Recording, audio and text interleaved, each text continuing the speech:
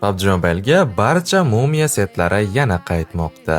Oq, sariq, kosmik, olovli va muzli mumiyalar bitta keysda qaytadi.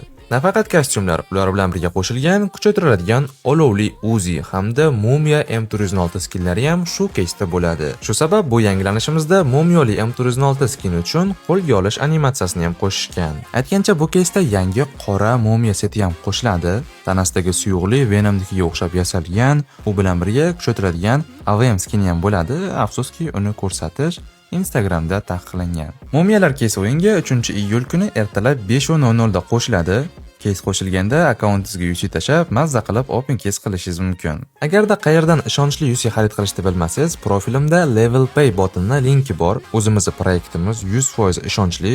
Endi adminlarga yozib vaqtingizni ketkazmaysiz.